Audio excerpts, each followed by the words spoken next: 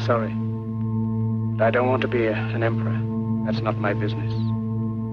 I don't want to rule or conquer anyone. I should like to help everyone if possible. Jew, Gentile, black man, white. We all want to help one another. Human beings are like that. We want to live by each other's happiness, not by each other's misery. We don't want to hate and despise one another. In this world there's room for everyone, and the good earth is rich and can provide for everyone. The way of life can be free and beautiful, but we have lost the way. Greed has poisoned men's souls, has barricaded the world with hate, has goose-stepped us into misery and bloodshed. We have developed speed, but we have shut ourselves in. Machinery that gives abundance has left us in want. Our knowledge has made us cynical, our cleverness hard and unkind. We think too much and feel too little.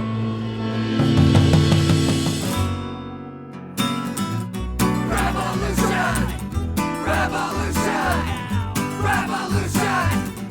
Revolution! Revolutionary left radio now. Oppose the system any way you know how. Unite the left against the capitalist lies and liberate the proletariat's mind. Fight for the working class, fight for equality, fight against the right-wing fascist ideology. Tune it in and turn it up loud.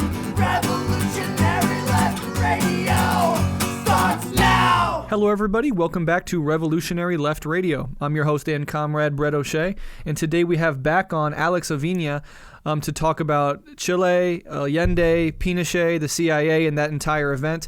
Alex was a guest on our previous episode about the Mexican Revolution and the Zapatistas, and today he's actually coming to us from inside the Atlanta airport on his way to Spain.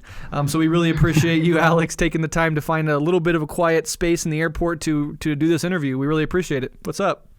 Yeah, no problems. Thanks, man. Yeah, I appreciate the invitation to be on again. For sure. I like having repeat guests because we kind of know each other a little bit. We're a little more comfortable, and the conversation seems to get better every time I have somebody back on. But for those who missed our previous episode on the Mexican Revolution, would you just like to maybe introduce yourself and say a little bit about your background? Sure. So I'm a professor of history at Arizona State University. I'm a historian, really, of modern Mexico. But I teach modern Latin American history courses and revolution courses, and the Chilean case is one that I always teach. But more so than that, I think I became a historian because of a book that I read as an undergraduate in a revolutions class. This wonderful book by Peter Wynne, Weavers of Revolution, which looks at this revolutionary process from below. So that's that book and its oral history component really got me into thinking about wanting to be a historian. So I have like this weird personal connection to Chile. Nice. Did you want to say anything else about what got you more and more interested as you learned more about the history of Chile and everything that happened? What got you interested in it to really pursue it as you have? Sure. So in addition, while I was an undergraduate, I had a political scientist professor whose husband and partner was actually a Chilean popular unity activist who was captured and tortured in the National Soccer Stadium in Santiago. So these personal interests came together while I was undergraduate. As a professor, as I teach this revolutionary process, one of the things that interests me about Chile is its uniqueness in terms of trying to construct this revolutionary process in a way that's different than these other revolutions that tend to take more attention in Latin American history. Like, so our last episode, we talked about the Mexican Revolution, the Zapatistas. The Cuban Revolution is another Latin American revolution that gets a lot of attention. Maybe the Nicaraguan Revolution, the Sandinistas in the late 70s. But Chile sometimes gets lost in a more popular sense.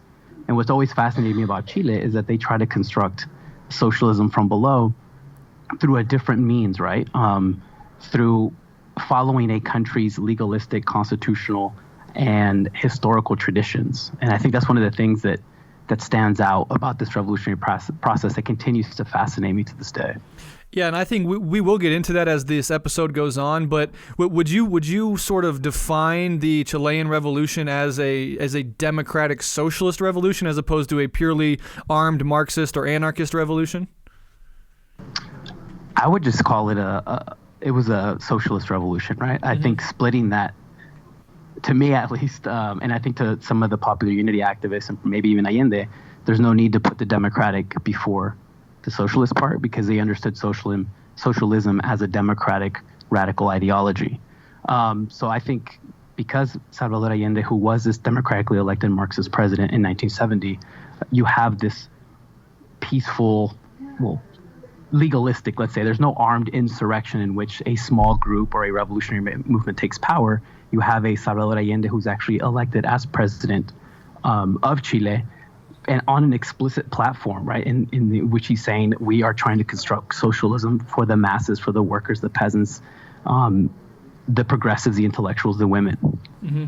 Yeah, and I think it's really interesting to remember how this revolution came about via democratic mechanisms, precisely because the first thing that anti-communists or anti-socialists always want to do is paint these movements as inherently authoritarian or disruptive or chaotic or murderous. And in reality, supposedly, they did everything right. They went about the regular popular mechanisms for electing a democratic leader into office without any sort of brutality or authoritarian means, quote-unquote authoritarian, and still, as we're going to find out throughout this episode, it wasn't enough to the biggest country, the strongest country in the world, who loves to opine about democracy and freedom and liberty and the right for people to choose their own representative governments. At the moment that becomes inconvenient for the U.S. imperialist state, it's attacked from every angle. But again, we'll get into that as this goes on.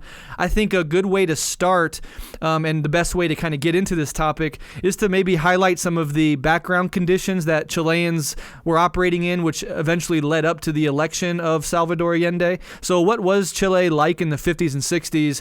Who had power and wealth and who didn't?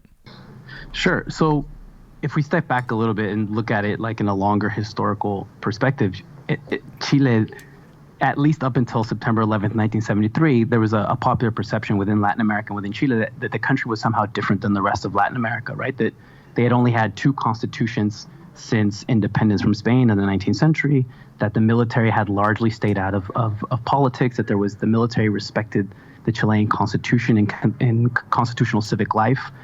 So there was this image of Chile always like constituting almost like a Switzerland of Latin America.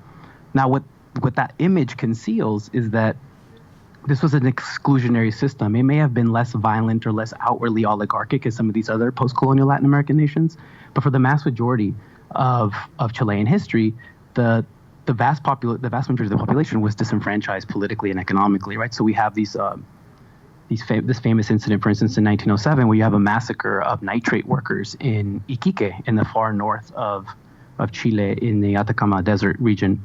More than 2,000 miners, their wives, their children, their families are massacred by the Chilean military, right?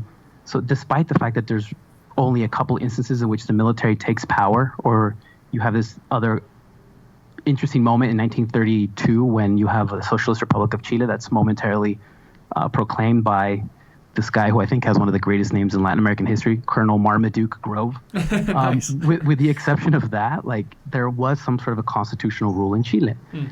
Chile was actually also one of the only countries in the world that had a Popular Front government, right? So other than France and Spain, Chile had the third Popular Front government in the late 30s and early 40s, and that's when Salvador Allende comes into the political scene that we can talk about in a little bit. So on the surface, it seemed like Chile was a constitutional republic. Now, at the same time, political enfranchisement was limited to small sectors of the population. So by the time we get into the 1960s, for instance, there was a 1966 study that talks about how the 80% of the land in Chile was owned by 7.5% of the population. Right? So you have a landed gentry that's notorious for its aristocratic tendencies. They don't use their land, right? They have this almost like this feudalistic mindset when it comes to land ownership. So you have this pernicious hacienda system in which the vast majority of the land is owned by a tiny percentage of the population.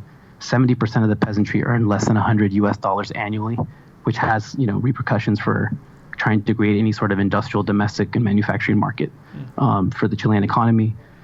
You had a majority of 2.5 million peasants that lived in terrible housing. They suffered nutritional deficiencies. You had high rates of illiteracy, lack of educational opportunity, lack of health care.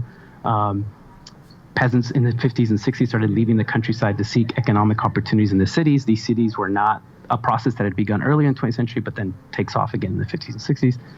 these cities aren't prepared to house them, right? So you have the creation of these massive shanty towns, right? So political and economic power are really enshrined in an oligarchic system. Nonetheless, again, you still have voting rights, you still have constitutional governments, you still have presidents that are elected and they serve their terms and they leave office. And within the broader region of Latin America, this level of economic inequality and political disenfranchisement is not as bad as some other Latin American countries, but still it's an oligarchic system. Mm-hmm. So by the time we get to the 1960s and we get to, especially after the Cuban Revolution, there's a sense amongst the Chilean elites and working with people like John F. Kennedy and the United States government that revolution, it might be on the march, right? That the conditions in places like Chile are so unequal that some sort of revolutionary situation might be brewing.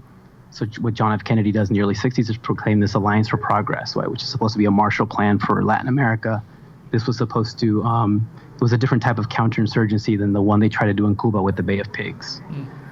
Now, what that does in the 60s, though, is that it raises popular expectations, right? Because you have elected governments who are decreeing things like agrarian reform. They're talking about higher wages for the workers and the peasants. And a lot of this stuff doesn't come into fruition. And in Latin America in general, the Alliance for Progress program generally failed to meet the economic and political goals that were set by Latin American elites and John F. Kennedy and U.S. elites.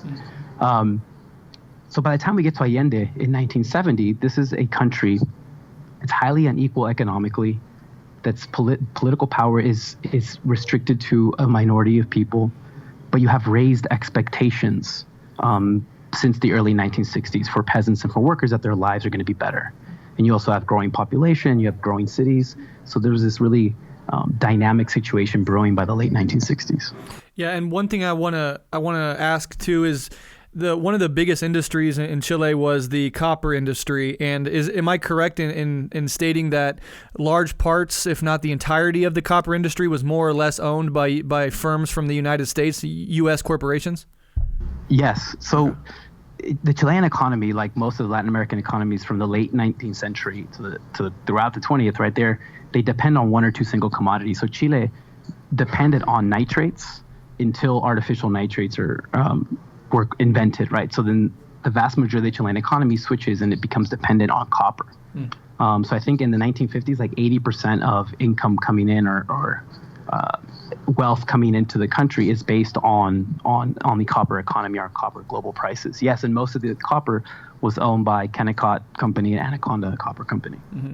And that's going to come into play later after Allende ultimately gets elected and some of those U.S. corporations start leaning on the U.S. government to do something about, the nationalization of the copper industry, et cetera. But let's go ahead and talk about Allende as both a human being as well as a politician. Like, who was Salvador Allende and what sort of platform did he run on that garnered him so much popular support? So Salvador Allende, who in some ways he's one of these like figures that is super mythical, but he seems like too good to be true, right? Mm-hmm. So he comes from like comfortable family economically from Valparaiso. He studies to be a doctor, right? But he's very clear that during his teenage years, on the way home from school, he would stop at this anarchist shoemaker's house, cobbler. And it was this Italian anarchist, Juan de Marchi, who introduced radical texts to him. They talked about life. They talked about politics. De Marchi, for instance, introduced Allende to the writings of Mikhail Bakunin.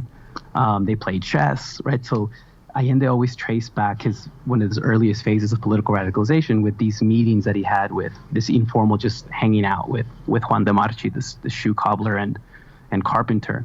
And this guy on his own accord, right? He is an Italian immigrant. He went to Argentina. He went to Chile. He was a tireless organizer. I think he even may have belonged to the IWW by the late 1920s.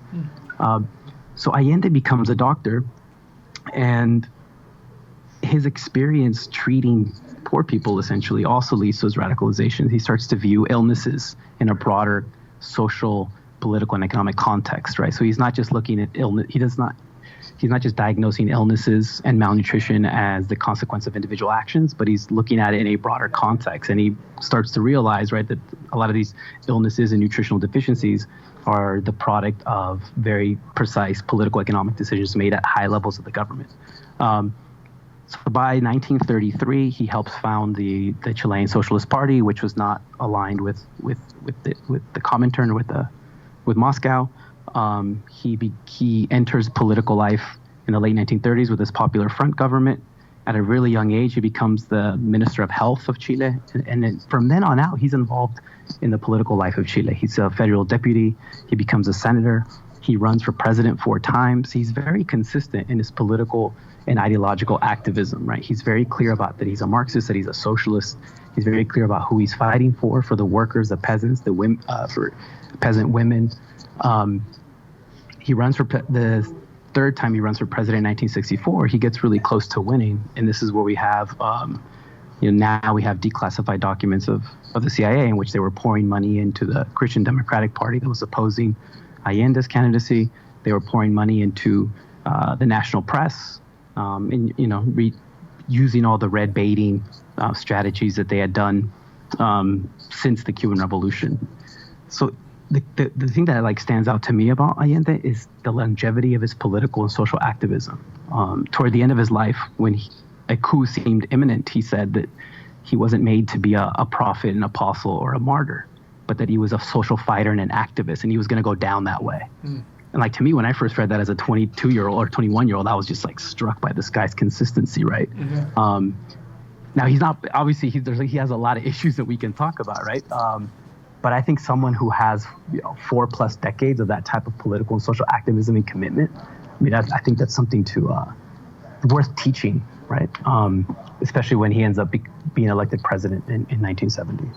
Yeah, and you mentioned the sort of the documents that have recently been released. If I'm not mistaken, it was in 2014, a bunch of previously classified documents about the CIA's involvement in Chile during this period were released. So this is only 4 years old. But once that documentation came out, sort of a resurgency and interest in Chile, kind of took up a little bit because there was this finally these facts and this information that we could use to more fully understand what exactly happened in Chile. And of course, what happened was deep U.S. imperial involvement in not only toppling Allende, but installing and supporting fascist dictatorship under Pinochet, which, again, we'll get to in a bit. But let's just sticking to 1970, as you mentioned, Allende was elected president of Chile. And after he was elected, what sort of policies did he begin enacting, and how did they benefit the poor and working class Chileans who ultimately elected him? So in many ways, the platform of Popular Unity, which was this unwieldy political coalition that included the Communist Party, the Socialist Party, Social Democrats, Christian Socialists, and an assortment of other groups. What they were trying to, in some ways, their platform was the actual fulfillment of some of these demands and some of these policies that 1960s Christian democratic governments had tried to implement, right? So one being land reform and the other being the nationalization of copper. So those policies actually begin with the Christian democratic governments of the 1960s, but they don't really accomplish much. So part of the platform of Unidad Popular, Popular Unity, was to actually implement these things, right? In their platform, one of the quotes that really stands out to me is when they write, quote, "The popular and revolutionary forces have not united to struggle for the simple substitution of one president of the republic for another, nor to replace one party for another in the government, but to carry out the profound changes the national situation demands based on the transfer of power from the old dominant groups to the workers, the peasants, and the progressive sectors of the middle class of the city and the countryside." So they're very upfront about how they're going to create socialism and what socialism means from below through constitutional legalistic means. And they're going to try their best to not scare away the middle classes. They're going to try their best not to scare away the more nationalistic minded of small and medium industry owners.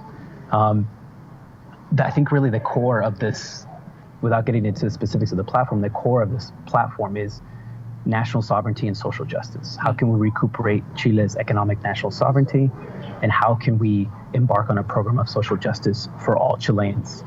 So they carry through with the nationalization of copper. They complete it. They carry through a pretty successful land reform initiative that would begun during the 1960s. They tried to increase access to health clinics, to education. One of the programs that you'll read about that seems not that important, but to me says a lot about what this revolutionary process stood for, was trying to give a daily glass of milk to all Chilean children, because nutritional deficiency was a serious problem in the shanty towns and the countryside. And they did this through pre-existing constitutional mechanisms, which is astounding from looking at it from a certain perspective, right? Because he wins the presidency in 1970 only because really there's three candidates, and he wins the most, like 36% of the vote. The Supreme Court will remain in the hands of the most regressive members of the right wing. The Congress will never be more than 50% in his favor, if I remember correctly. And you have all sorts of like active, violent right-wing forces in Chile as well that will come out against this process. And despite that, if you look at municipal elections and if you look at the midterm elections of '73, you could see that the popularity of Popular Unity was only increasing despite economic hardship, despite outside attack, despite internal sabotage carried out by right-wing fascistic forces. They were, and I think that's why the coup starts, right? I mean, the coup is launched precisely because some of these military leaders realize that this process is winning, that this process has successfully elevated the political, social, and revolutionary consciousness of the peasants and the workers. Yeah, exactly. Yeah, and I think it's also worth noting that when there was the attempt to nationalize the copper industry that was previously owned in large part by U.S. corporations, the same thing happened in Chile that happened in Cuba, which was an attempt by the new revolutionary governments to compensate U.S. firms for the land or the industries that they had previously owned. And I read somewhere that Allende compensated or offered to compensate U.S. copper companies more than their book value, just to let them hand over, those industries to the Chilean people themselves. Yeah. So there's always a good faith attempt to compensate these companies for their industry. Totally. Yeah. That happens throughout Latin America, right? Like when you have agrarian reform in Guatemala, for instance, in the 50s, it's not that the government steps in and just takes the land away. They offer to compensate United Fruit Company or these individual landowners that they're trying to take the land away from, right?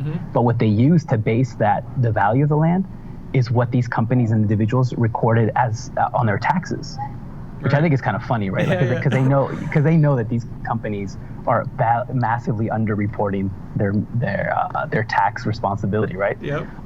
So it comes back to bite them in the ass, like when you have a nationalization or a revolutionary process that like expropriates economic sectors that are deemed vital to the economic and political life of the country. Absolutely, yeah. Now, before we move on, I'm just going to read a little chunk from an article by OpenDemocracy.com where they're talking about some of the things that Allende started implementing, just to kind of top off this part of the conversation. And the article says, Allende immediately set out to implement major social reforms. Examples included social security rights for all workers, land redistribution, rent reductions, improved healthcare facilities, improved housing and sanitation, free milk for nursing mothers and school children, anti-illiteracy campaigns, the raising of the minimum wage, and the granting of 3,000 scholarships to the marginalized Mapuches Indian community. Positive results from such initiatives included an increase in school enrollments and a reduction of nearly 20% in malnutrition rates amongst the very young. In order to finance such programs, Allende embarked on an ambitious program encompassing the accelerated nationalization and expropriation of industries. Such policies were of deep concern to U.S. corporations such as Connecticut, Anaconda, Pepsi, and IT&T, and criticizing the wildly excessive profits enjoyed by U.S. corporations from copper, Chile's most lucrative resource. Allende argued that, quote, those same enterprises exploited Chile's copper for many years, in the last 42 years alone, taking out more than $4,000 million in profits, although their initial investment was no more than $30 million. $4,000 million would completely transform Chile. A small part of that sum would ensure proteins for all the children in my country, end quote. So that kind of fleshes that out a little bit. Yeah, and it for the first time in Chilean history, right? You have a different logic that's operating at the political level, in the presidential office, right? There's a reason why he's referred to as el compañero president. If you read about these, if you read the testimonies of workers and peasants, something that like motivates, whether it's union activism or the actual seizing of lands and factories, is part of their motivation is the sense that they have a compañero president at the top supporting them. In many cases, actually, that wasn't true, right? And that's one of the tensions that emerges in this 3-year revolutionary process. You have a revolution from above that Allende and his advisors in Popular Unity are trying to really manage carefully to prevent the coalescing of right-wing forces into an organized opposition and to prevent scaring off the middle classes. But there's also a revolution from below, and they see Popular Unity's victory and Salvador Allende's victory as kind of like the signal of, okay, it's our time. Yeah. We're the ones who work, we're the ones who produce, so now it's our time to take, to show the political and economic power that we deserve and we're going to take. So there was always, in many ways, that's one of the tensions I think that never gets resolved, and is partially contributes to the ability of the military to take power on September 11th, 1973. Yeah.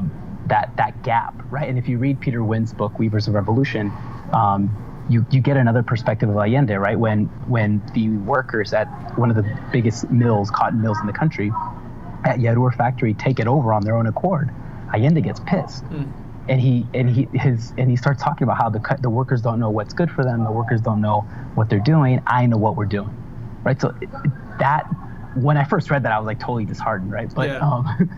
But it just reveals that tension, right? The revolution from above, revolution from below. It can be a creative tension, and I think for the most part it was a creative, productive tension. But it left them open by 1973 when you have forces from the right with international allies like the United States, but also Brazilians. Actually, the Brazilian military government did a lot to help the military coup plotters in Chile. Yeah, and I think that's an extremely important point, because here at Rev Left Radio, when we're talking about these things, we do not want to do a one-dimensional, overly romanticized, sort of incomplete, non-nuanced analysis. We want those tensions and that messiness to be woven into these stories, precisely because any future revolutionary movement or program is going to have similar tensions, similar contradictions, similar hardships, and for us to ignore that in favor of a more romantic version of things is really a disservice to the listeners and disservice to ourselves when we are trying, wherever we are all over the world, to bring about a better world. This is a messy, complicated process, and sometimes there's infighting. It's totally messy, right? It can't be any other way, right? Mm-hmm. I think two other areas where it was really messy was with the question of the Mapuches, the indigenous peoples of the south of Chile, right? I mean, there was special attention paid to them under Popular Unity, but they also did not prevent this like century-long settler colonialism of their lands, right? And the establishment of a forestry industry in these native communities' lands. And that struggle continues to this day. You have, now you have a right-winger in power in Chile, but even when the left was in power, they still maintained a lot of Pinochet's state of emergency powers that they apply explicitly against the Mapuches, because these continue to mobilize and organize to protect their lands and to protect their forests. And that conflict also existed in Allende. The second one is with the issue of women and gender, right? So like in the countryside, with land reform and with the promises to increase the wages of agricultural laborers, UP is passing a very progressive, radical message. At the same time, they're telling peasant women, well, you are the civic homemakers. You're going to be emancipated. Your emancipation will be accomplished or achieved via increased wages for male peasant workers. So, their mixed messages on indigenous rights and gender rights is there, which is, if you contextualize it in that time, right, that doesn't really make them exceptional. That's just some of the conversations that were happening in revolutionary movements throughout Latin America, those tensions between indigenous rights and indigenous identities, and then also women and gender via revolutionary processes. Absolutely, yeah. Extremely important parts to understand about this. I do want to move on, and I want to talk about, because this is kind of interesting to me that I learned relatively recently, but that Fidel Castro kind of had a role in supporting Allende throughout his campaign and during his presidency. So what role did Fidel Castro and the Cuban revolutionary government play in supporting Allende and his political project? And what did this camaraderie and international bond do for Allende and his supporters? So Castro visits Allende in Chile in late 1971, and he actually tours the entire country. He's there for almost a month, maybe 26 days. They had met previously. I think Allende actually goes to Cuba in 1959 or 1960. He hangs out with Che and with Fidel. in late 1971, when Castro goes to Chile, that's a big moment because most of Latin America had ruptured diplomatic relations with revolutionary Cuba, with few exceptions, right? So Castro's visit to Chile represented like a reestablishment of diplomatic ties. It was Castro's first visit back to South America since the Cuban Revolution of 1959, if I'm not mistaken. So he tours the entire country. He's meeting with peasant co-ops. He's meeting with peasant unions, with workers. He's going to factories. Castro gives a series of really interesting speeches, and when he lauds the uniqueness of the Chilean revolutionary process. He's talking about how Chile is demonstrating to the world that you can accomplish socialism via different ways. It doesn't always have to be armed insurrection, the seizure of the state, which is really interesting. His visit lasts almost a month. He's very popular. There's workers and peasants coming out to see him. At the same time, it scares the hell out of the right wing in Chile, right? It completely polarizes parts of the Chilean society. I mean, they see Fidel coming in, they think, okay, well, we're next, and we're going to turn into totally in their weird imagination, right? But we're going to turn into some sort of like Castroist Cuba. At the same time, I think it also scares the hell out of the United States to see these two men who represent two different ways of achieving revolution and achieving socialism working together. That's one of the things that comes out, I think, in some of the declassified documents. It's, in many ways, I think Chile and what Allende is doing, what Popular Unity is doing, is much more threatening to the U.S. than what Castro did in 1959, 1960. It was very easy to demonize that revolutionary process when they're executing Batista's, right?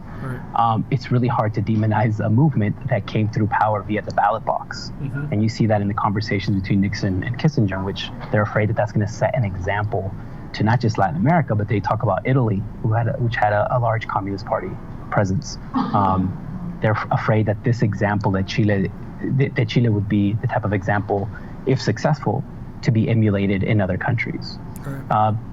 So I think it's a really interesting, and to look at there's footage of like these like bearded Cubans who are part of Fidel's delegation playing basketball, which is, I think, hilarious. I love right? that. I love that. I was going to say that too. The Barbudos playing basketball with the Chileans, which is, I think, hilarious. But I mean, they got a lot of press, and I think the most interesting thing that comes out of that, besides the fact that like the famous Fidel story of gifting an AK-47 to Allende, which will be used tragically later on, it's these speeches that Fidel gives, in which he talks about how there's multiple ways of accomplishing revolution, and there'll be some sort of. Fidel will say later on that his internal security people, were helping to train some of the personal security and bodyguards for Allende, because by 1971, 1972, there's a sense that something's going to happen in terms of the coup. Yeah, absolutely. And I think at one point Allende goes to Moscow to kind of ask for some financial help because of the sort of economic embargo and sanctions that are coming from the U.S. And I think, if I'm not, I didn't delve too deep into this, but I think overall the USSR's idea was that this movement's going to be crushed. We don't need to invest in it because they don't have any arms. They're not militarily ready to fight back against counter-revolutionary forces once they're inevitably going to kind of rain down on them. Is that true? That's true, yeah. I mean, they couldn't fathom how this was ever going to work out. Whereas Fidel, I think something that convinced Fidel was that he was actually there. And he actually got to see what political, civic, and social life looked like in Chile. And he got to see firsthand what this revolution via the ballot box or via the constitutional processes was actually accomplishing on the ground. And I really love the idea, and it's kind of worth just re-emphasizing Fidel's notion that, you know, socialism, the socialist project, building up a socialist society, can take many different forms. And sometimes I see on the left this sort of dogmatic adherence to one strategy or another exclusively, and I think that is sort of anti-materialist, and that it sort of decontextualizes any possible revolutionary movement from the actual conditions they're operating in. And sometimes, based on the conditions that you're dealt, you have to operate in ways that might not totally align with how you as a Leninist or you as an anarchist or whatever may want them to develop. So this sort of staying open to different methodologies of building up a socialist program that Fidel was talking about, I think is important, and I think that leftists, even today all over the world, should kind of keep that in the back of their mind whenever they're thinking about revolutionary movements in their own areas. Yeah, I think the history of different successful revolutionary movements in Latin America testifies to that. Absolutely. Right? There's a moment, if you read the testimonies of some of these revolutionaries, there's a moment where their theoretical knowledge of revolution confronts reality, and they tend to write about and think about, well, what do we do at that moment? Yeah. And the most successful revolutionary processes are the ones that are more quickly able to adapt to context, to adapt to self-critique, and to demonstrate that openness that you're talking about. Yeah. And to a large extent, that's one of the reasons why they win, right? In the case of especially Cuba and Nicaragua in 1979. Definitely. And Chile as well. Yeah, now you mentioned Nixon and Kissinger, and this is a huge part of this. And so I really want to kind of delve into this specifically. What was the response to the election of Allende by the U.S. government, namely Nixon, Henry Kissinger, and ultimately the CIA? What did they hate about Allende and his political program specifically? I mean, if you read those declassified documents, like right after Allende wins the election in 1970, I mean, they're like... Nixon can't believe it, mm-hmm. right? And Nixon continuously refers to Allende as like the son of a bitch. Mm-hmm. He can't. What they know that Allende is anti-American, right? He's demonstrated and explained why he's anti-U.S. He's anti-U.S. imperialism. He's anti the monopoly powers of U.S. transnational companies in places like Chile, right, where they control vital economic sectors of these national economies. So if you read like Peter Kornbluth's book, The Pinochet File, which he brings together in a really like smart, helpful way, he brings together a lot of these declassified documents, but with his own analysis, is what enrages them is that, one, Allende wins, and they kind of freak out at the beginning, and they're trying to think of multiple ways to like not even get to the presidency, not even take office, right? So in October of 1970, the CIA works with this extreme right-wing military group, and they try to essentially organize a coup against Allende before he even takes office. This results in the assassination of the head of the armed forces, General René Schneider, and that has the effect of the Chilean political system and parties closing ranks around Allende because they realized what this assassination meant. This was an attempt to destabilize Chile. Mm-hmm. After that failed, what you see in these declassified documents is a more clandestine type of almost economic warfare. It's more covert. It's not they're not going to repeat the Bay of Pigs. They're not going to repeat the marine invasion of the Dominican Republic in the mid-1960s. What they're going to do is pressure the IMF and the World Bank to not renegotiate Chilean debt. They're not going to allow them to give them credit. They're going to cut off any sort of technological assistance. So one of the things that Nixon does is he prevents transportation parts, like mechanical parts, from being sent from the U.S. to Chile, right? So for factories, for cars, for trucks, whatever. You essentially with this type of economic warfare, what Nixon referred to as making the economy scream, what they were trying to do is provoke civil strife, provoke political polarization to create a coup climate, which at that point would force the Chilean military to intervene and take out Allende. And that's what they worked to do. So actually, I think one of the things that enrages Nixon and Kissinger throughout this period from 1970 to 1973 is that they're constantly unable to do that. They're unable to influence very much impacts and developments on the ground in Chile. Mm-hmm. So when you have the coup in September 11th, 1973, it's really the initiative of the Chilean military by that point. I mean, there is a coup climate that's been created, but it's initiative mostly of the Chilean military, and they get a lot of assistance in terms of military training, and in terms of like the type of post-coup society they want to organize from the Brazilians. And this is something that historian Tanya Harmer talks about in her recent book, Chile's Allende, in which she contextualizes the coup within the broader Latin American context. And she sees that the Brazilians are actually more directly involved in the coup than the actual Americans. And that has a series of consequences. And the Brazilians at this point are playing this really nefarious role. They're also providing military assistance and counterinsurgency training to Mexico, helping to wipe out guerrilla movements there.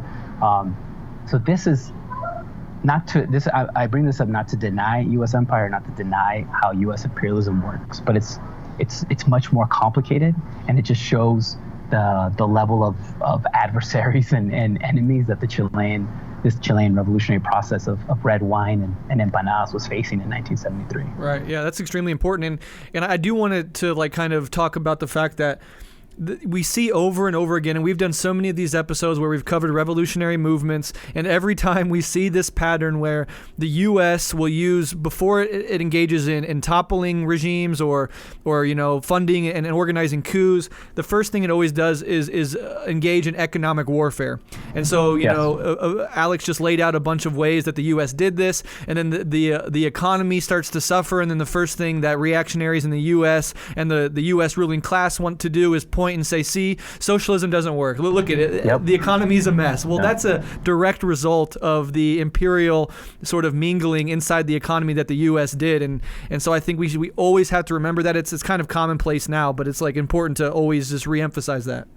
Totally. I mean, this should immediately bring to mind one current case, right? Right, yeah. Where it's the same argument of, well, there's something innate to socialism that will always lead it to collapse on the basis of its own internal contradictions. Mm-hmm. Never like the broader context, never the type of economic warfare that's being waged. It's always something innate to this revolutionary socialist project, right? And we obviously, if you read any of the mainstream media pieces on Venezuela, it's like over and over and over. That's their thesis now. Yep. Is that, well, Venezuela's a mess because socialism is innately bound to fail. Mm-hmm. That's a completely anti-intellectual argument, and it's designed to further a certain political argument. Absolutely. And that's, you don't even have to, obviously the Venezuelan regime and even Chile under Allende, they committed a lot of mistakes on their own, right? But to just take that lazy argument it's such an imperial argument at this mm-hmm. point that we need to completely deconstruct it. There's one instance of Nixon. I don't think he did this. He didn't do this, but he was thinking of dumping the United States copper reserves onto the international markets in order to depress prices. Right. So he didn't have to, because prices went down anyway during 1972, and nonetheless, the popularity of Popular Unity continued to increase. Mm-hmm. So yeah, there's a lot of this stuff that we don't see going on, right? But if you bring this up, whether it's, people at the time were bringing this up, and they're conspiracy theorists. Yeah, exactly. But then 30, 40 years later, we get the documents, and we're like, no, we were actually right about this. And this is a famous quote, and I posted this on Twitter, and I just want to reemphasize it here. But Henry Kissinger to Nixon after Allende was elected said, quote, this is coming from Henry Kissinger's mouth. He said, "I don't see why we need to stand by and watch a country go communist due to the irresponsibility of its people. The issues are much too important for the Chilean voters to be left to decide for themselves."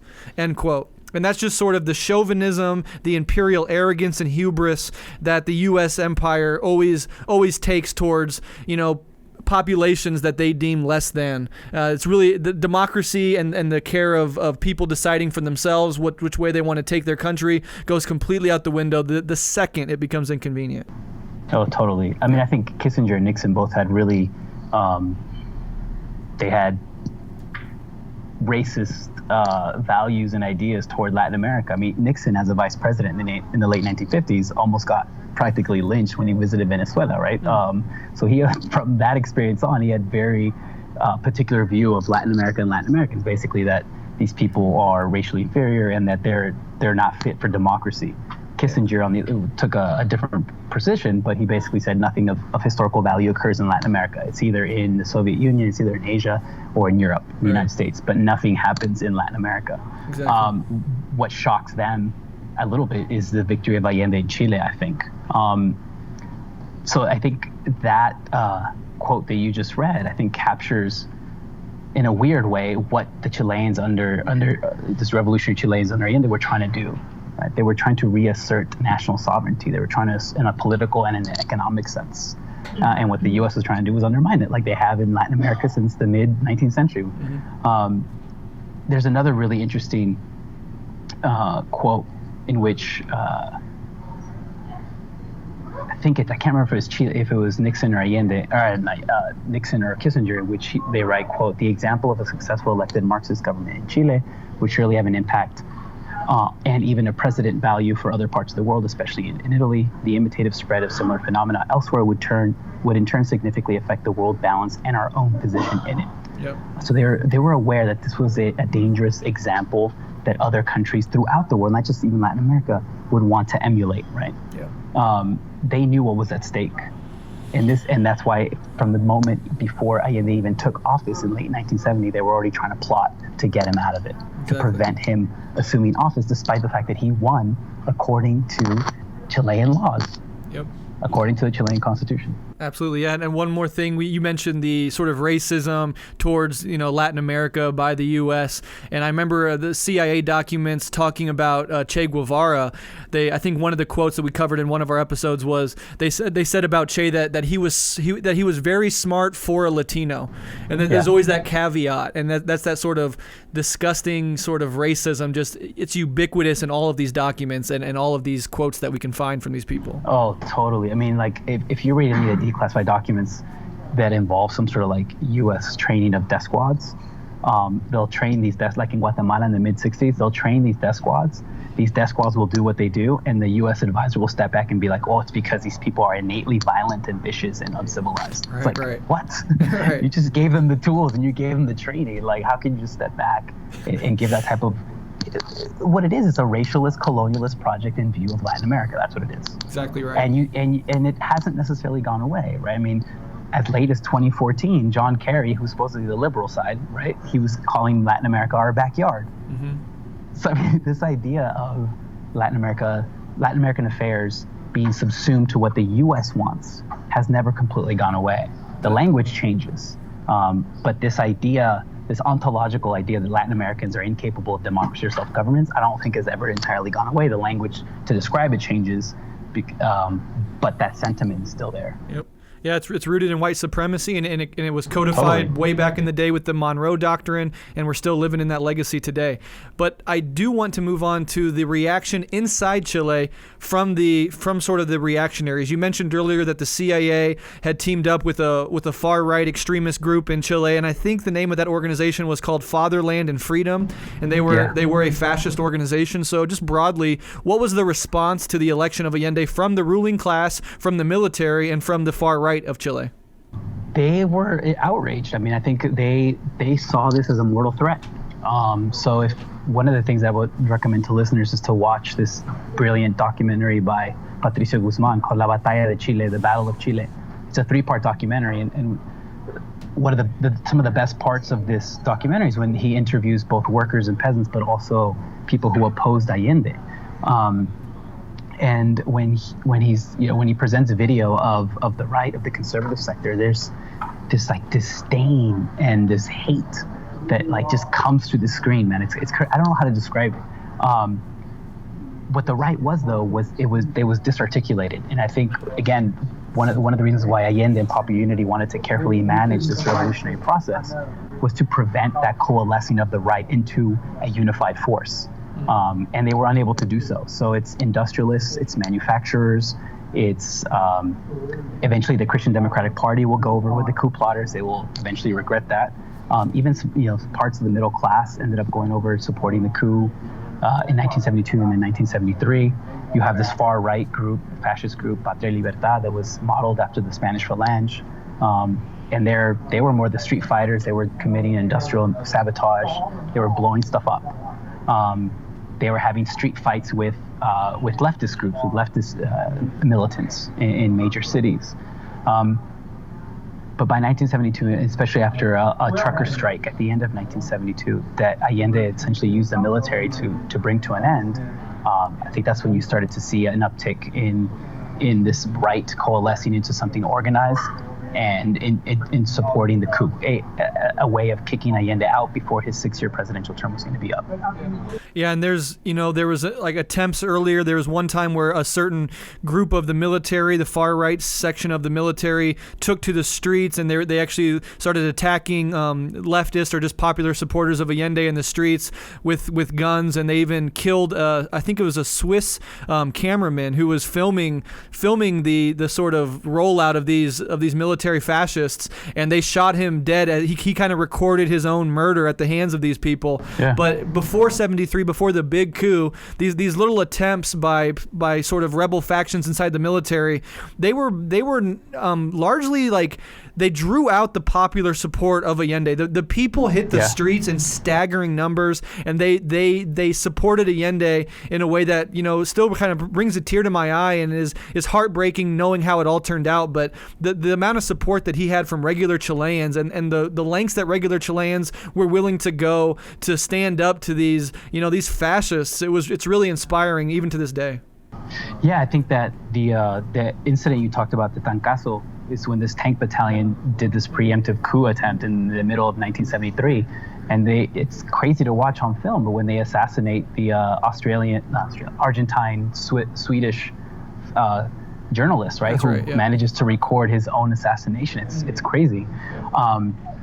But it is, I think Patricio Guzman has another documentary called Allende, and he has footage in there of a industrial worker, in which the industrial worker is at a meeting, and I think this is in 1973, and this worker stands up and he says, look, you guys told us to organize our communities, you told us to organize our barrios, you told us to organize our towns, you told us to organize our factories, you told us to organize our industrial belts, which was this really innovative organizational structure that was set up by workers across different factories. And he's like, but then what then? Mm-hmm. He's like, you guys are all about conciliation and not trying to like take on the army, and you let the far right do whatever they want, but you're not telling us what to do, right? And again, there's that tension between this carefully managed revolutionary process from above and a revolution from below that was way too fast and way more direct and way more radical than what Allende and Popular Unity leaders had in mind. Right. So when Allende needed popular support, he could draw 800,000 people to march in Santiago, 1 million people to march, right? He had the vast majority of the support from the peasants and the workers, which were the majority of the Chilean society, Chilean population. But by 1973, I think that worker was right. Like, we're organized, but what else are we going to do? From Allende's perspective, though, and he's very clear about this, he was not going to be responsible for provoking a sort of civil war. I mean, he says that in his speech. He says, I am not going to provoke a civil war. There was calls for him to arm these industrial belts. There was calls for him to arm the peasants, and he refused to do it to the very end, believing that they could accomplish this revolutionary transformation via the Chilean constitutional process and structure. Yeah. And in the end, he proved wrong. But you can also understand what he was trying to avoid. Oh, absolutely. Yeah, there was one, I was watching a documentary, there was one thing where he was standing in front of tens of thousands of his supporters, and they were actually chanting after some of these attempts, they were actually chanting to shut down Congress. And Allende, in front of everybody, he said, no, I'm not going to do that. He's like, we can't do that, because his idea was we have to continue playing things, the right way, quote unquote, the right way. And that, it was, you could look back and say that was one of his mistakes, and perhaps it was, but at the same time, he was really, really trying to have this democratic legitimacy to this movement, because he thought that in the end, if it worked out, everybody would be better for it. But it's just fascinating, and whenever I see, like, when I saw the people come to Allende's defense after the fascist attempt the first time, it reminded me of how the Cuban people came to the defense of the revolutionary government during the Bay of Pigs, how they all came out and sort of beat back that invasion, and how in Venezuela in the 2002 coup attempt against Hugo Chavez, the Venezuelan people came out and helped beat back that coup. And that just really shows you that in Latin America, all of these socialist movements were rooted in the people, given the tensions, given the contradictions, given some of the internal dimensions and struggles. It was still very much backed by popular support, and that's a beautiful thing. I totally agree. I mean, I think in his famous last radio speech, Allende has this famous quote when he says, "La historia es nuestra y la hacen los pueblos." Like, history is ours, and the people make history, right? And I think that totally goes to what you were just saying, right? Like, these revolutionary processes were successful or victorious, depending on how you define it, because they were about the people. Because it represented the desires, the utopian imagination, the willingness to sacrifice of millions of people to engage in a revolutionary process that essentially represented jumping into the open, right? Because they didn't know that they were going to win. They didn't know that they were going to be successful, but they took that leap, right? So now it's easier. And also from the U.S. perspective, right? They individualize these revolutionary process in the figures of Fidel, Che, Allende, whatever.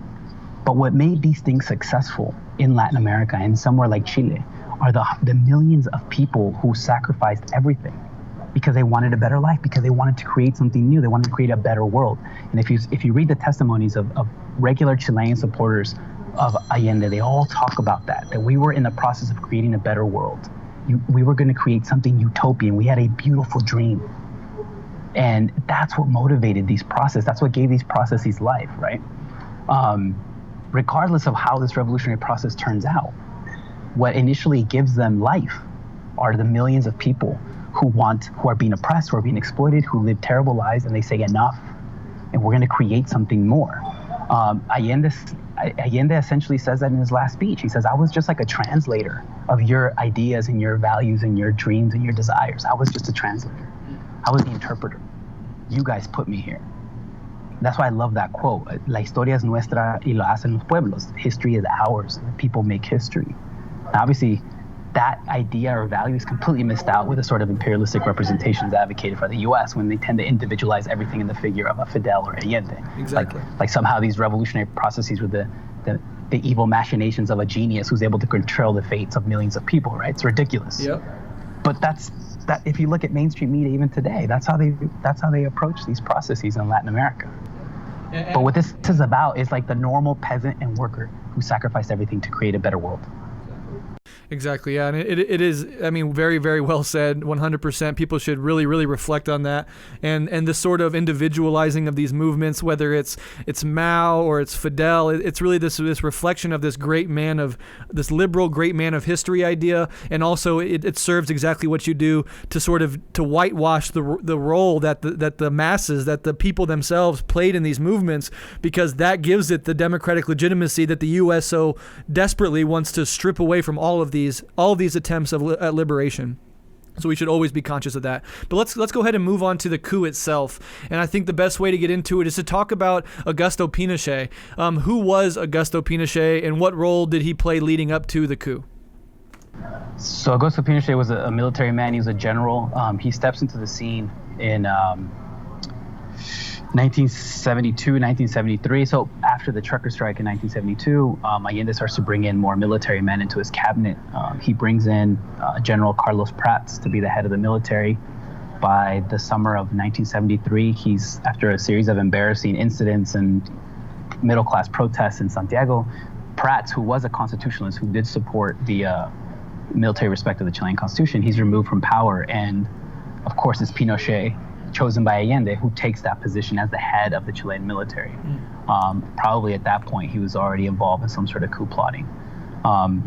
So by the time the coup takes place on September 11th, 1973, also on a Tuesday, he's the one giving the orders. It involves the Navy, it involves the Army, it involves the Carabineros, the riot police or the urban police. There's radio transmission that are declassified now that you can hear Pinochet communicating to his commanders on the ground. They're asking him what to do about Allende, who was in the presidential palace getting bombed by British-made jets. And you can hear Pinochet saying over one of these radio transmissions, "Kill," in Spanish, basically says, "Kill the bitch and the litter dies." So you have these Hawker British-made jets just bombing the hell out of La Moneda, which is the Chilean version of the White House. So that is like a crazy. I mean, you see the footage of this in Guzman's La Batalla de Chile. The coup has been planned. But there was a sense that something was going to happen, but the actual planning of it probably began early to the middle of 1973. The Navy probably started with the Navy. The Navy was always the most conservative branch of the Chilean military. There's a famous incident, I think at the end of 1972, when Allende goes to the naval cadet ceremony and they heckle the hell out of him. His naval aide-de-camp was assassinated by his own comrades precisely because he supported Allende and because he supported protecting the Constitution. So by the time you get to September 11th, 1973, it's these different branches of the Chilean military that are engaged in the forceful overthrow of a democratically elected government. Yeah, and that's something that we should really remember, that the primary forces at play here was obviously the Chilean bourgeoisie, but the military was really the force and the power, and that extended to the police themselves. So you had the national police, you had different branches of the military, and you had the Chilean bourgeoisie with the help of Brazilian or U.S. Operators as well. But the coup itself really came from out of the military, and we've seen that over and over again in fascist movements. this real binding of the movement with the military and the police. I mean, hell, we even see it here in the U.S. with fascist movements going out of their way to align themselves with the police, and the police returning that favor as well with to the fascists. So that's a long-standing sort of tradition that we see. But like, and also, yeah, go ahead. And also the fascism that you see in just different law enforcement agencies as well. Yep. I mean, it's a similar logic, right? There's by the night of September 11th, there's Pinochet gets on the national television, flanked by other generals of the Chilean military forces, and they all are speaking to the nation in terms of what they're doing and why they're doing it. And I think it's Pinochet who says something about we had to do this to extirpate, quote, extirpate the Marxist cancer. Ugh. Now, that terminology, I think, is really significant, right? Because I think that the depravity and the level of terror and violence that comes after the coup is relative to the level of political and social and revolutionary consciousness that the masses in Chile had achieved in just 3 years. So in other words, the revolutionary had succeeded to such an extent at the level of consciousness and popular creativity and organizing that you had to do a brutal form of state terror to, quote unquote, extirpate that revolutionary consciousness from the workers and the peasants. Mm-hmm. And you see, I mean, from after the coup to about 78, 79 is when the most violent part of Pinochet's military dictatorship that would last until 1990 is when most of the 3,500, an estimated 3,500 people are disappeared. Hundreds of thousands of people are tortured. Hundreds of thousands of people have to flee Chile, those that have economic means. Many more are put into this gulag of prison archipelagos that's created. You have these different torture centers. You have one instance, and you asked me in the outline that you sent me about the helicopter rides that's become such a popular meme among the right wing here in the United States, the fascist right. Yep. Well, the reason where I think one of the places that comes from is that you had this thing called the Caravan of Death, in which Chilean military forces started at the very south of Chile, and using helicopters, they flew the entire length of the country executing political prisoners, torturing and executing political prisoners. Some of the clandestine prisons they had, one was called Colonia Dignidad, which was run by a Nazi. And the level of terrible torture, I mean, you read the people's testimonies who survived, it's crazy, the level of violence these people experienced. Villa Grimaldi, which was on the outskirts of Santiago, we used to be like a meeting spot of intellectuals, of artists, of teachers during the Allende years. It becomes transformed into this brutal torture center. The National Soccer Stadium in Santiago on September 11, 1973, becomes turned into this concentration and torture center, which thousands of people went through, including the partner of my college professor for my undergraduate years. You had the case of Victor Jara, right, the famous folk singer who was a big Allende and Popular Unity supporter. He's captured September 11th, September 12th. He's taken to the soccer stadium. He's tortured.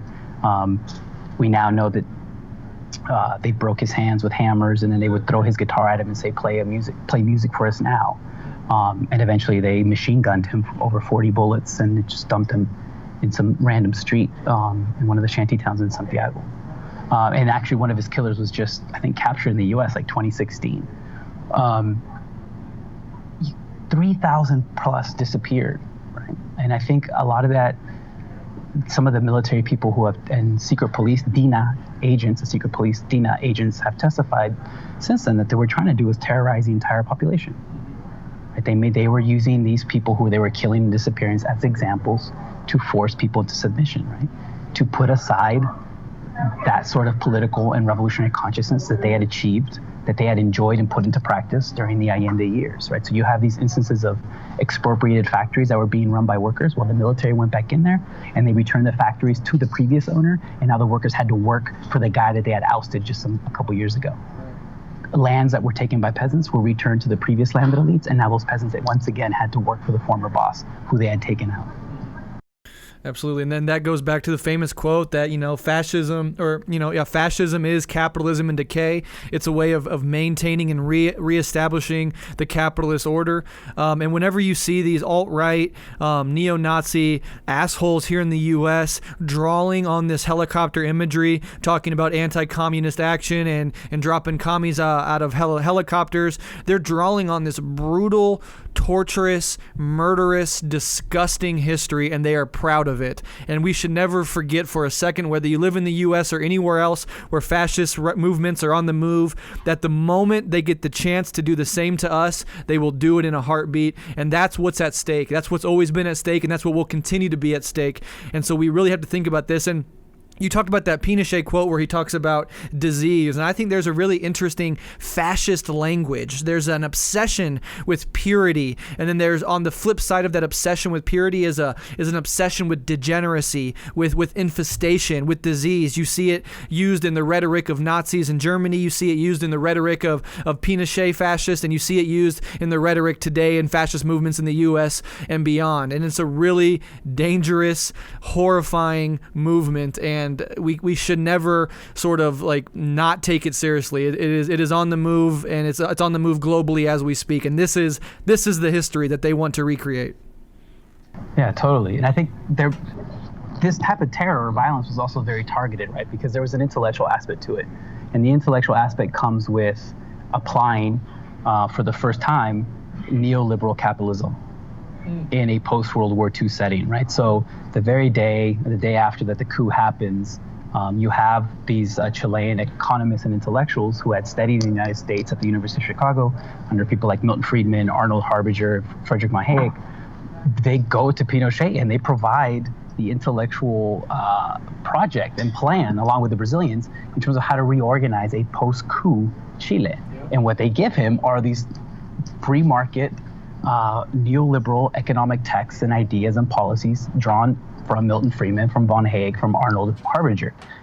These guys are the ones who are referred to as the Chicago Boys, right? These elite Chilean students who in the 1950s had begun studying, went from the Catholic University in Chile to do PhD and advanced studies at the University of Chicago at the economics department under Friedman. And they're the ones who would come back to work for Pinochet after the coup.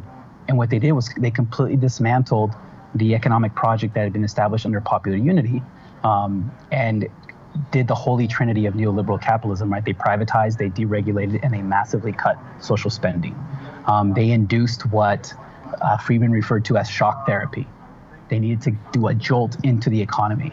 So from the very beginning, then there's this link between political terror and the type of savagery, state terrorism that I described earlier, with this argument that's based on quote unquote economic freedom. So in August of 1976, there's a wonderful article and I always assign it to my students. It was published in the Nation magazine, and it was written by Orlando Letelier, who was a member of Allende's cabinet. He served a series of different positions within the cabinet. He manages to flee Chile after being stuck in one of these clandestine torture centers, and he comes to Washington D.C. and he starts publishing all sorts of writings against, trying to raise international awareness of what's happening in Chile. And he publishes this article in the Nation of late August 1976, in which he makes that connection between the political terror being implemented by Pinochet's military dictatorship, but at the same time this so-called economic freedom project that's being implemented in Chile by Chilean disciples of people like Milton Friedman.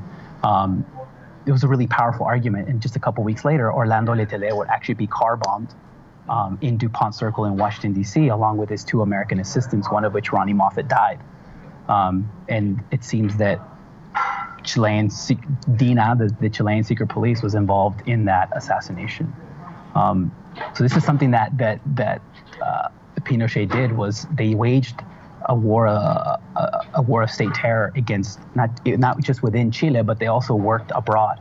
So they car-bombed Orlando Letelier because he was being so effective internationally in raising awareness. They assassinated another popular unity figure in Rome, and they actually assassinated a general in, I think, Argentina also in 1974 and 1975, which then this leads us to this transnational right-wing death squad network that's created in the 70s called Operation Condor, in which these different military dictatorships in Latin America worked with one another to disappear people that they thought were dangerous to their respective military regimes. And we actually are planning an episode on that exact topic in the future, so people can learn more about that and the sort of the wake of this. Now, I do want to say a few things. You mentioned that Pinochet, his government carried out the assassination of Orlando Letelier in Washington, in the U.S., on U.S. grounds, and that that shows the connection between the U.S. government and the fascist dictatorship in Chile. And Pinochet and his government went about privatizing public services and profiting off of themselves immensely. And I think it's really worth noting, especially in the context of today, and always really, when you see this fascist attempt to hijack left-wing rhetoric. So even like some fascist circles in the U.S. today are trying to claim to be anti-capitalist. I've even seen some leaked Discord chats from fascists calling each other comrades. And it's really this cynical attempt to hijack leftist rhetoric. But everywhere that fascism has actually taken hold, it has not been anti-bourgeoisie. It has not been anti-capitalist. It's always been a movement that has been completely in line with capitalist interests. It's a violent reassertion of capitalism. And I think Milton Friedman and other, libertarian capitalist intellectuals going down and helping Pinochet get off the ground, and the close ties with the U.S. government to that dictatorship over the 18-year span that it ran, really, it shows that the libertarian and the capitalists and the fascist movements are not at odds. They are one and the same, and they are in unity the moment that push comes to shove. And we've seen it over and over again. So always remember that. Totally. And even if you keep it just at the level of like macro or microeconomics, like these guys fail at their own stated goals, right? So even beyond when we get to like broader argument that you just put forth, right? Like, as economists and as economic policy people, they suck. Right. Because their whole project is the reconcentration of wealth and political power in a tiny oligarchy. And this is what Letelier called out in that famous article, right? And it gets him killed. This hypocrisy of people like Friedman who can disconnect themselves from the political terror being waged by Pinochet, but then as somehow not having any sort of influence or connected to or justifying these sort of economic free market policies that benefits a tiny percentage of the population. By the end, by 1976, 1977, Chile had an inflation rate of like over 300%. So if you read the writings of Milton Friedman, these monetary supply people, like they think inflation's like the greatest evil. They fail, but their own prescriptions fail at addressing that, right? Beyond the ideological political arguments. The unemployment rate was 25, 30, 35%.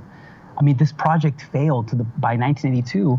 Pinochet had to nationalize the banks because the only type of economic activity that was happening in Chile after the coup were financial speculators, were banks, were these things called financieras, which was a combination of savings banks, but also speculation banks. There was a lack of economic productivity.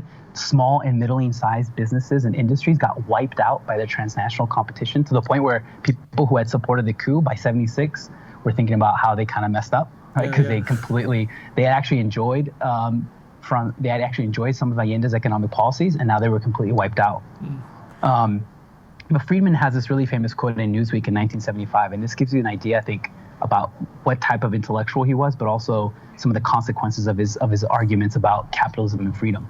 He in a Newsweek article, he wrote, quote, "In spite of my profound disagreement with the authoritarian political system of Chile, I do not consider it as evil for an economist to render technical economic advice to the Chilean government, any more than I would regard it as evil for a physician to give technical medical advice to the Chilean government to help end a medical plague." I mean, so and that year he gets a Nobel Prize in economics. Wow. Right. I mean, so to me that says a lot, right, about this intellectual project that now has become hegemonic globally. Yep. We all live in this now. Chile was just the first battle line, and now it has spread globally. Absolutely. Well, yeah, I mean, wow, it's just amazing. So many angles to take on this, so much to learn from this. Now, I want to wrap it up with this question. How did Allende ultimately, what happened to Allende in the coup, and what can we learn from this event today, in your opinion? So, Allende, it seemed, I think we're pretty sure now, it's been definitively stated that Allende committed suicide using the AK-47 that Fidel Castro had gifted him. Rather than be captured, he took his own life. I think the public memory of both Allende, the Allende period, and the dictatorship of Pinochet that lasted from 73 to 1990, it's still a really raw topic in Chile, right? And there's still a lot of, anytime this comes up to the surface publicly, you can get street fights about it, but this is still a raw, these are still raw historical periods that Chileans haven't come to terms with exactly. It's still, anytime that you get the anniversary of Pinochet's death or Allende's death, there's a potential for political discord, right? Because this is still a really raw time.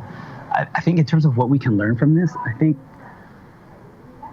is we have to engage and really appreciate and work to visibilize the richness and the creativity of mass political action, organizing, and mobilization. To me, that's what sticks out from this revolutionary process. So Allende is great. He's one of my personal heroes, I suppose. But if you watch the Batalla del Chile and you watch the part where Guzman just talks to factory workers, that's where the revolution is. And it's really interesting. It's really interesting and important imperative for us to engage with that type of lower class, working class, peasant intellectual ideas, right? Just because they may be illiterate or they don't have high level of formal education, they're still intellectuals and they're still creative politically. And I think we have a lot to learn from it. Yeah. I have a lot to learn from it. I think another thing that's really interesting is it brings up the question of, can we have multiple paths of accomplishing revolution, right? Are there multiple paths to use Marx's old quote of assaulting heaven? By the end of my class on modern Latin American history, I asked my students, so which revolutionary process is still around? And someone will say Cuba, and I'm like, so what do you think that teaches us about Latin American revolutionary processes? So Chile brings up a series of really difficult questions. Can you have a peaceful process to something that we can define as socialism? Right. Can we have a peaceful process to a better world? That's Chile tends to give certain suggestions and tactical propositions that are really difficult to engage, but I think they're key, really important that we engage them. And the final thing I think is it teaches us something about the use and abuse of history, because Pinochet's Chile in particular, has become this case study for American neoliberals as a successful case of neoliberal capitalism. It's got completely ahistorical, decontextualized argument, but if you engage some sort of right-wing neoliberal intellectual and you say, well, neoliberalism has never worked in Latin America, they'll be like, well, Chile, look at Chile. It's one of the most successful economic case studies in the history of the world. I think the most famous example of this is good old Bret Stephens, who wrote this op-ed in the Wall Street Journal in 2010, and right after the horrible earthquakes in Haiti and in Chile. And he basically says that Chile only suffered 700 casualties versus Haiti's 200,000 plus casualties because because Pinochet had implemented neoliberalism in Chile. And Chile is this neoliberal success story, and the fact that they survived this 8.0 earthquake unscathed demonstrates that. The best part about that is that he attributes building codes to Pinochet. Those building codes were actually implemented by Allende. Oh, man. I mean, so the uses and abuses of history by people that we have to, I don't know at this point if we have to engage them, but we have to be able to completely demolish their positions and their arguments. Even with a simple thing as historical chronology, right? Because those building codes were actually implemented in 1971 or 72, not during Pinochet's dictatorship. So in a weird way, Chile has become this battleground for U.S. economists that I find really interesting and tragic at the same time. All right, everyone, I'm going to interject really quick before we wrap up, because I think it's worth reading the last words of Salvador Allende to the nation of Chile. This speech was delivered at 9:10 a.m. on September 11th, 1973, in the midst of the U.S.-sponsored coup d'etat against him and his government. He was barricaded inside the presidential palace, and he gave this last speech over the radio waves before he was ultimately killed. So I'm just going to read this for you because I think it's worth reading in its entirety. Allende says, "My friends, surely this will be the last opportunity for me to address you. The Air Force has bombed the towers of radio stations around the country. My words do not have bitterness, but disappointment. May they be a moral punishment for those who have betrayed their oath. Soldiers of Chile, titular commanders-in-chief, Admiral Moreno, who has designated himself commander of the Navy, and Mr. Mendoza, the despicable general who only yesterday pledged his fidelity and loyalty to the government, and who also has appointed himself chief of the National Police. Given these facts, the only thing left for me is to say to workers, I am not going to resign. Placed in a historic transition, I will pay for loyalty to the people with my life. And I say to them that I am certain that the seed which we have planted in the good conscience of thousands and thousands of Chileans will not be shriveled forever. They have strength and will be able to dominate us. But social processes can be arrested neither by crime nor force. History is ours, and people make history. Workers of my country, I want to thank you for the loyalty that you always had, the confidence that you deposited in a man who is only an interpreter of great yearnings for justice, who gave his word that he would respect the Constitution and the law and did just that. At this definitive moment, the last moment when I can address you, I wish you to take advantage of the lesson. Foreign capital, imperialism, together with the forces of reaction, created the climate in which the armed forces broke their tradition. The tradition taught by General Schneider and reaffirmed by Commander Araya, victims of the same social sector which will today be in their homes hoping, with foreign assistance, to retake power to continue defending their profits and their privileges. I address, above all, the modest woman of our land, the campesina who believed in us, the worker who labored more, the mother who knew our concern for children. I address professionals of Chile, patriotic professionals, those who days ago continued working against the sedition sponsored by professional associations, class-based associations that also defended the advantages which a capitalist society grants to a few. I address the youth, those who sang and gave us their joy and their spirit of struggle. I address the man of Chile, the worker, the farmer, the intellectual, those who will be persecuted because in our country, fascism has already been present for many hours. In terrorist attacks, blowing up our bridges, cutting our railroad tracks, destroying the oil and gas pipelines, in the face of the silence of those who had the obligation to protect them. They were committed. History will judge them. Surely, our radios will be silenced, and the calm metal instrument of my voice will no longer reach you. It does not matter. You will continue hearing it. I will always be next to you. At least my memory will be that of a man of dignity who is loyal to the workers. The people must defend themselves, but they must not sacrifice themselves. The people must not let themselves be destroyed or riddled with bullets, but they cannot be humiliated either. Workers of my country, I have faith in Chile and its destiny. Other men will overcome this dark and bitter moment when treason seeks to prevail. Go forward knowing that, sooner rather than later, the great avenues will open again where free people will walk to build a better society. Long live Chile, long live the people, long live the workers. These are my last words, and I am certain that my sacrifice will not be in vain. I am certain that, at the very least, it will be a moral lesson that will punish felony, cowardice, and treason. Those were the last words anybody ever heard from Salvador Allende. Well, I just want to say thank you so much for coming on. This is now the second history episode that we've had with you. We appreciate your expertise and your knowledge and your passion on these fronts deeply. And the reason that I have these history episodes is precisely because there's so much we can learn from our comrades in the past who have taken up this project of building a better world. And in their successes and in their failures, we can learn so much and apply it to what we're doing today and what's going to be coming in the next couple of decades. Because this global death system of capitalism cannot last forever, and as it circles the drain and collapses in on itself, we have to be ready to take action. And if we are disconnected from the past, or if we buy into the bourgeois representations of those pasts, we are doomed. And so studying history is essential to understanding the present, and you, Alex, have been wonderful on this program and helping us do that, and I'm sure we'll have you back on at some point in the future. Two of the recommendations you made, just to reiterate, are the book Weavers of Revolution and the documentary The Battle of Chile. And before I let you go, can you let listeners know where they can find you and your work online? Sure. No, thank you so much, and keep up the great work. I learn a lot from your podcast, so I love that. So I love being able to come on because I've learned a lot from your interviews and your shows. You can find on Twitter at Alexander_Aviña, because the English language discriminates against my Enya and my last name. Or you can find some of my work on like my faculty profile on the Arizona State University webpage. If you just Google me, it should pop up. Yep, and we'll link to your Twitter too when we post this. All right, comrade, I know you have a plane to catch, so thanks for coming on and doing this in an airport. I think it's our first airport interview ever.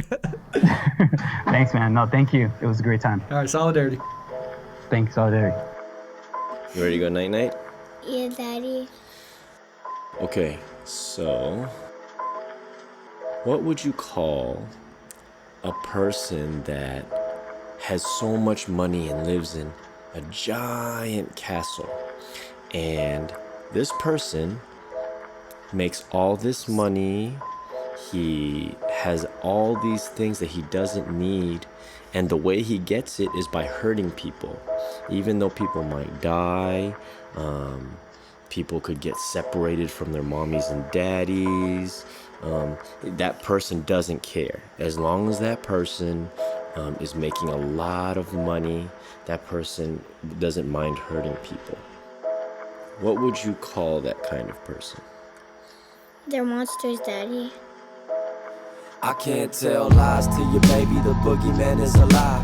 He dances to the sound of money falling from the sky. The sound so loud he can't hear the party calling. It don't stop, but no, it don't stop. So loud he can't hear all of my day ones calling. It don't stop, but no, it don't stop. So loud I bet they hear it when it don't all mobbing. It don't stop, but no, it don't stop. No, no, it don't stop.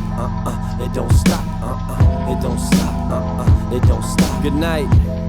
A transmission from the planet Earth where we block out the sun by putting gases in the atmosphere.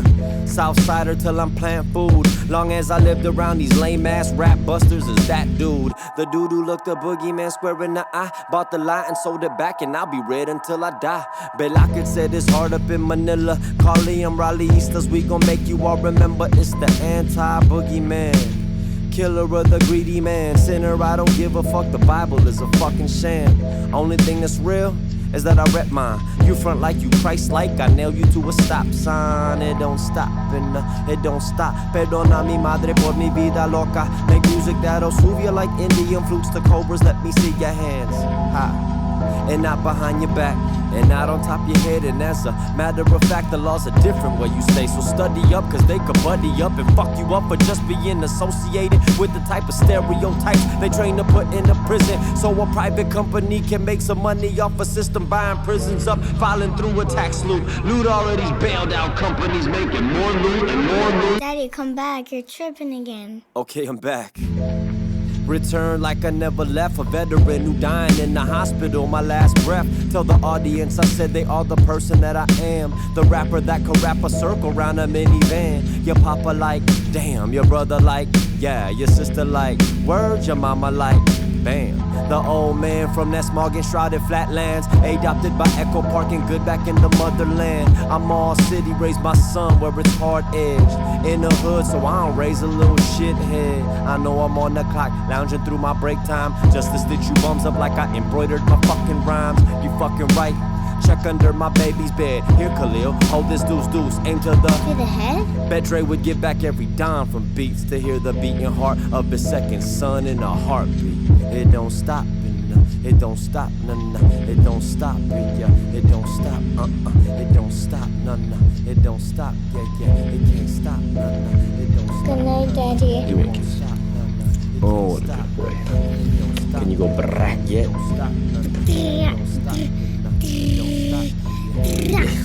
The R's are rolling, that's good. Do it again.